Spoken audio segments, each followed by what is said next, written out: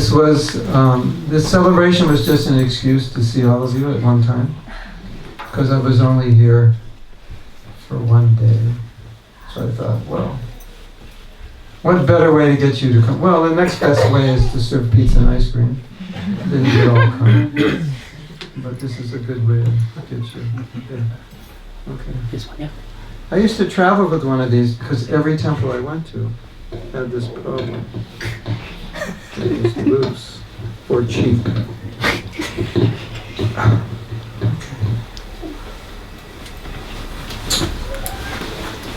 So I wanted to speak about something I was recently reading that Srila Prabhupada had said. It was quite amazing, and I think it's very important.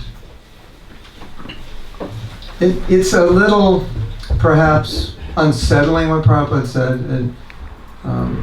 Maybe when you hear it, you don't want to believe it.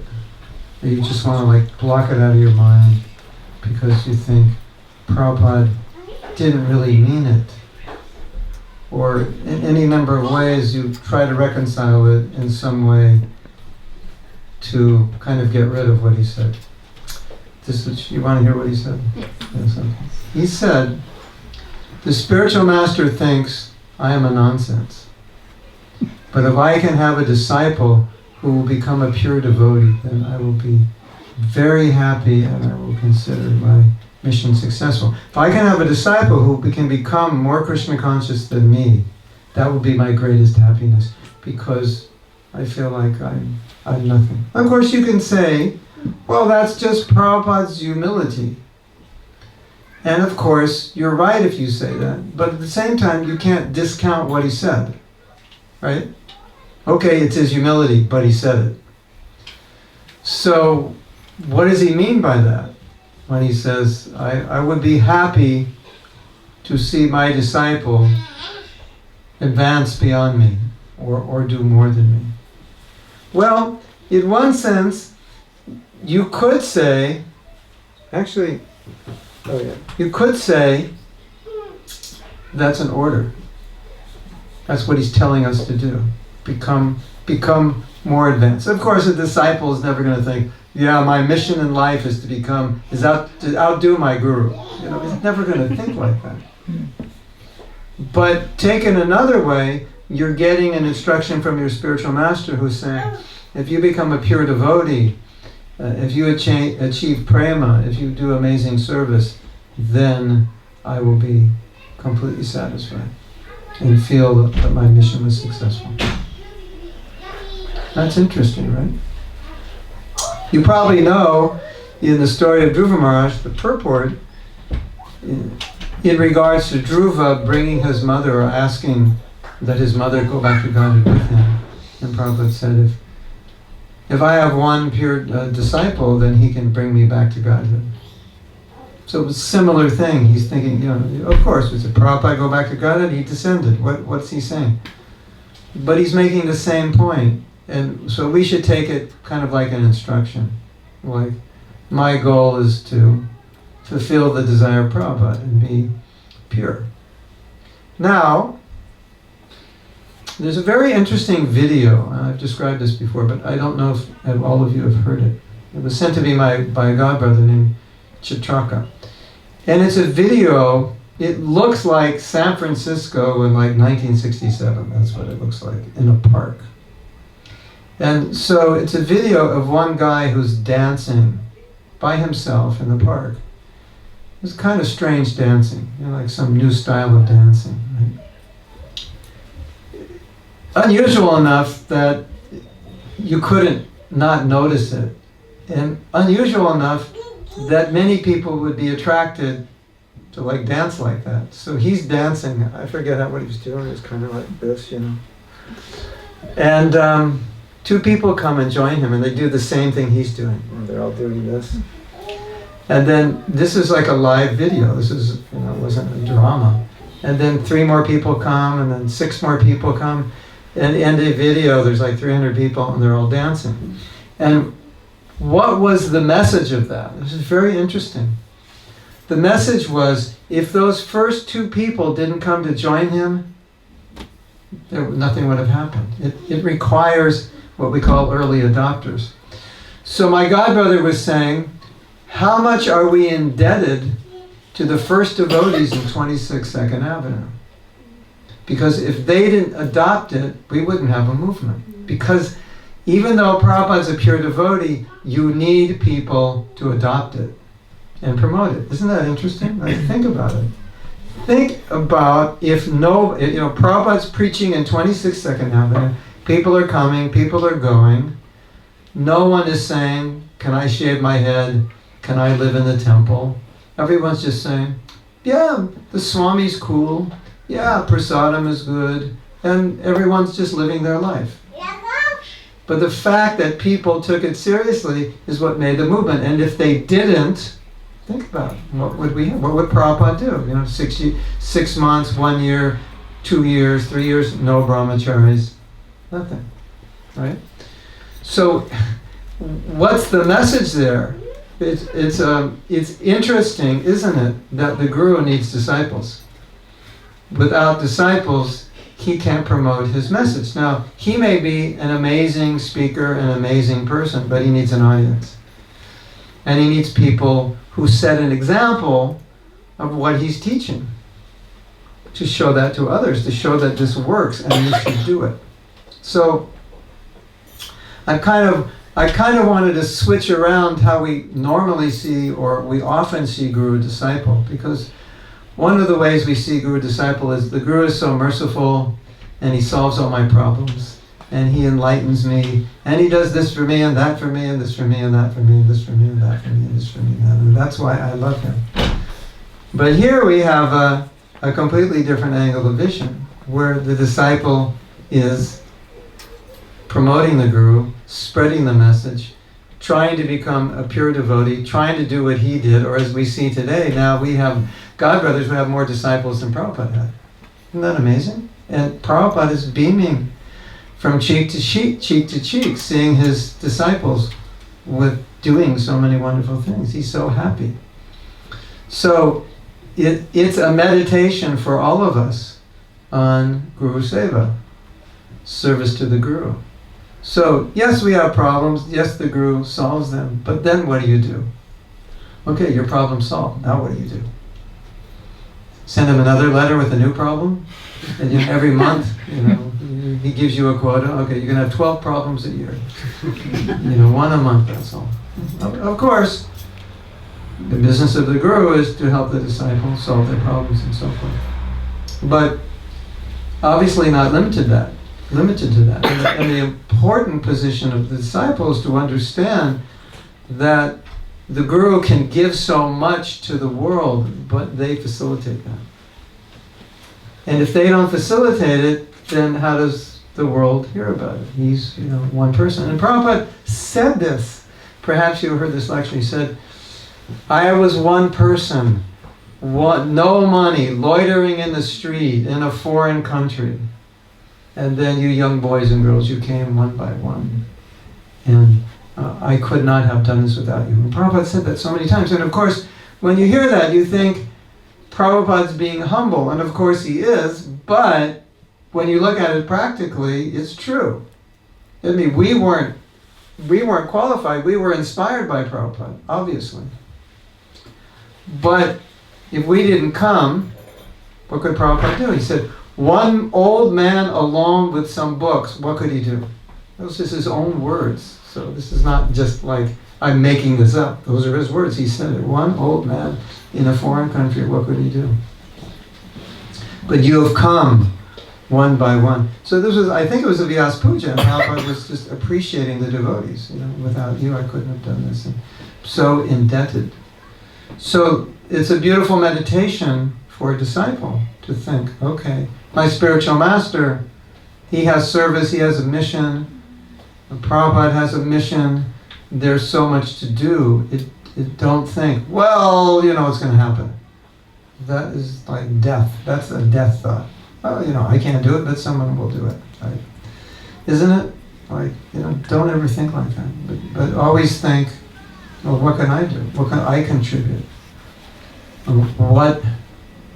What does he want me to do? What does he want me to be? What is his vision? What is his heart? And how can I become that and do that? And how can I try to do the things that he wanted that he couldn't do? Now look at Prabhupada. Srila Bhaktisiddhanta, as we know, wanted to preach in the West, and he tried, and it didn't work, right? And he called his disciples back because not much was happening, and he was spending a lot of money. So to keep them in the West was costly, and there was really not much result. It wasn't worth it. So Prabhupada said he called them back disgusted that nothing happened, right? And then Prabhupada thinks, let me try. Because he knew that's what he wanted. And specifically, obviously, he was ordered to do that. So then Prabhupada comes, and he has no idea if he's going to be successful. He had doubts, definitely. He wasn't coming, oh yeah, this is going to be easy. You know, there's a big hippie movement in New York and San Francisco. It's going to be easy. He had no idea what he was coming to. He had no idea. It seems that he saw it as a mission impossible. And that could only be successful by some mercy, because before he left India, he went to Mayapur and he was crying at the home of Nanda and Acharya, and the Pujari said, why are you crying? He said, my guru has given me an impossible mission. And he's given me a mission that I'm completely unqualified to fulfill. So Prabhupada's going in that mood. But this was a desire of Srila Bhaktisiddhanta. And he did it. What Srila Bhaktisiddhanta couldn't do, he did it, but he always said it was by his mercy that I was successful. He never thought, oh, look at me, I'm better. Never in a million years. Always, I'm nothing. But still, this is what he wanted. And so the disciple doesn't think, oh, I'm outdoing my spiritual master. He thinks, by his mercy, I was able to do this, but this is what he wanted. Right? Now, there's Varnashram Prabhupada wanted, he couldn't institute it. Book distribution, of course, we know he wants opening temples, making devotees, training, so many things he wants. So, that's how a disciple should think. My spiritual master has so many things he wants to do. How can I help make that happen? That's what my life is. So I just wanted to share that. And yeah, Hare Krishna. Srila Prabhupada ki jai. And you can always speak more about the Guru and the mercy of the Guru. And often on Vyasa Puja, I speak about things that for most devotees seem quite inconceivable, like you becoming Guru. And you're sitting there going, yeah, right. Not in a million lifetimes. But it's the same principle. Prabhupada said, you become Guru, 6-year addiction. You become Guru, that's the order, that's the desire of the Guru. So, we don't think, yeah, right, not in a million years. We think it's an order, so I have to do it. That's how we think. That's how a disciple thinks. He doesn't think, oh, I can't do that. My Guru doesn't know me. If he knew me, he would never tell me to do that. The disciple just thinks, oh, okay. That's what he wants. Okay, we're going to have to figure this one out. We're going to have to try.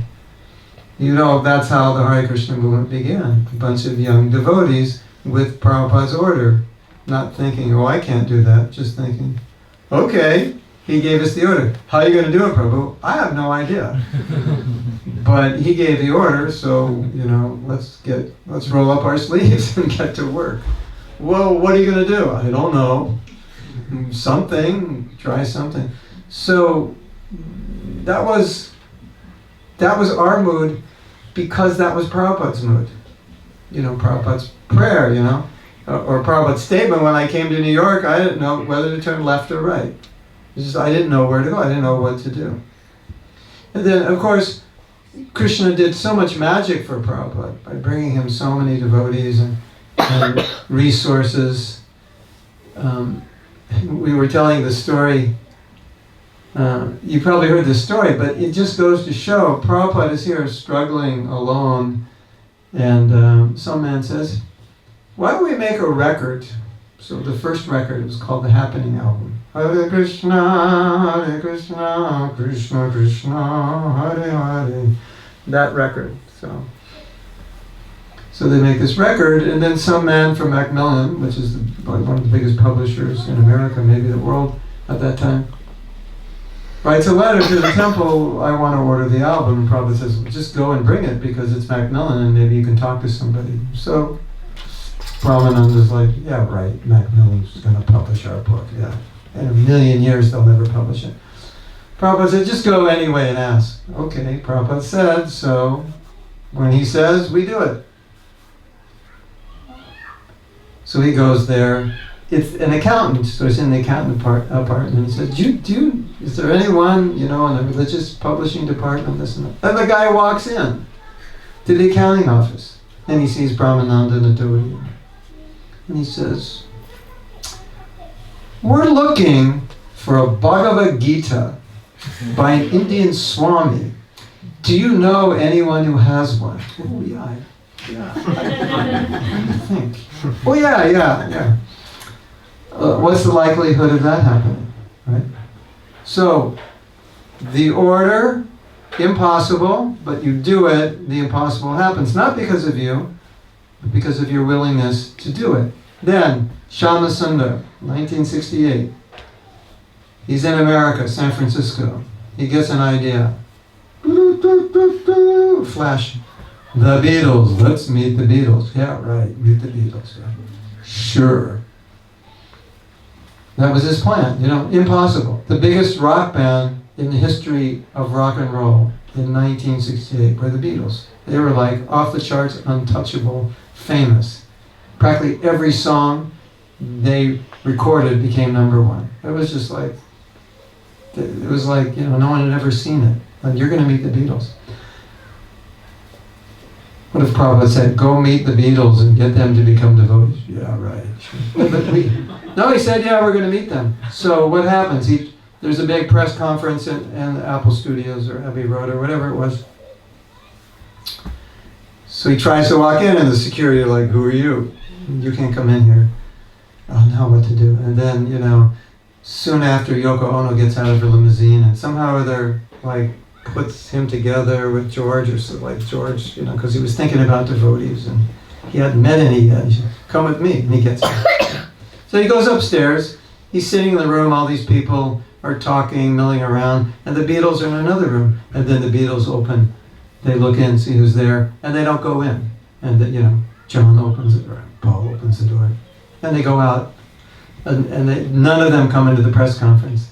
And then George opens the door, sees Shama Sundar, straight to Shama Sundar. I've been looking for you guys. I got that happening album. I'm chanting Hare Krishna. I got to talk to you. What are the chances of that happening? What to speak of a few weeks later? We need to record this. What to speak of it hitting the top 10 chart? What are the chances of that happening? So your guru says, I want you to meet George Harrison. I want you to get him to record, and I want that to be on the top 10. Like, yeah, right. I'm going to do that. I didn't even graduate nursery school, and I'm still in kindergarten. You want me to do that? Yes. So you're not, as a disciple, you're not supposed to so much think what I can do, what I can't do. You're just like, okay, that's the order, so that's what our guru wants. Or the guru doesn't even give the order. Prabhupada said that's even a higher level of disciple. You know what he wants. And there's a story. So Prabhupada's room in Los Angeles, the window was broken. And so Prabhupada told the GBC or temple president, fix the window. And then Prabhupada came the next year and said, did you fix the window? Oh, I forgot. And Prabhupada said, third class servant, you tell him what to do and he forgets.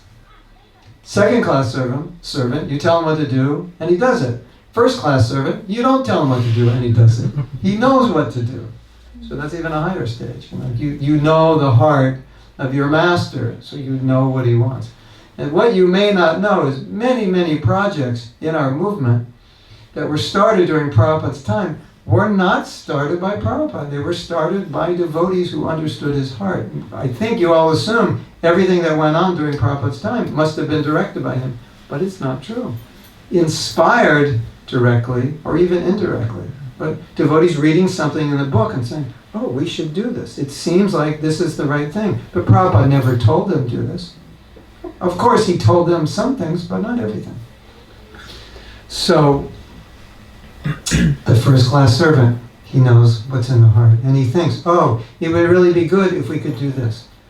Just like when Prabhupada would come somewhere, the devotees always tried to get the most important people in the city to meet him.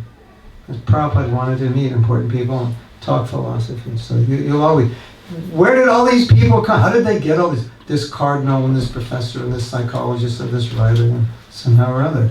That was their mood. We have to get the most important people. Because they knew that's what Prabhupada wanted. So that's the mood of the disciple. Not that I can do it, but just it needs to be done. So let's try. And of course, a lot of you are sitting there thinking, well, that was you, Prabhupada disciples, but you're talking to us. You realize who you're talking to? We're not like you. Yes, I realize who I'm talking to. But what I want to share with you is, we thought trying to do the impossible was fun. It wasn't like we were scared. We thought, well, this will be fun, because the worst that can happen is you'll fail. You know, I'm going to go meet the Beatles. And you don't, so what's the problem? You come back and say, I didn't meet the Beatles, and everyone will say, well, I knew you couldn't do that. You know, it's not a problem. But it was fun to try. You know, you got the heavy road, you know, tried to get by the guards and, you know, sending cakes, you know, shaped like apples, you know, to the Apple studio, and, you know, this and that. So it's fun to try. You know, so that's how we saw it. And I was like, well, you know, this is like so big, so enormous. This will be exciting to try to do it. And then, of course, you all know the manor was purchased for £1. Did you know that? Because they couldn't donate it, you know, tax it. So after all this, and then you get Bhaktivedanta Manor, which is like the nicest, or one of the nicest properties in ISKCON. For £1. Like, you know, imagine Prabhupada saying, get that manor for £1. Yeah, right. So, but look at what happened, right? And then, you know, Prabhupada went to Detroit. He got this big mansion, you know, like this super ornate mansion, like incredible. Nobody wanted it. It's in a bad neighborhood. He came in, no money. He bought it with no money. How? Because he told his disciples. Ambarish and another disciple who had a lot of money. So can you pay for it? Prabhupada will take care of it. Prabhupada came in no money, came out with the Fisher Mansion, and left with no money. That's how we did things. It wasn't ordinary. So because we witnessed so many things that weren't ordinary, that Prabhupada could do, like he could walk in with hardly any resources and somehow or other pull it off. Right? Pull off of the purchase of a church, or purchase of this building, or starting this and starting that. So, you know, we kind of just believed in miracles, and that's why we were willing to try anything, because we realized, well, you know, it's not me that's going to do it. It's just like, you know, get the machine rolling and see what it produces. You know, hit the button, get the motors rolling, and who knows what will come out the other end. It was like that. So the devotees, just like a bunch of 22-year-olds. And Prabhupada said, you know, actually not even all 22, maybe more like 20. He said, you know, we need money, so why don't you start an incense business? So they called it Spiritual Sky Incense. Maybe started in like 1969 in Los Angeles.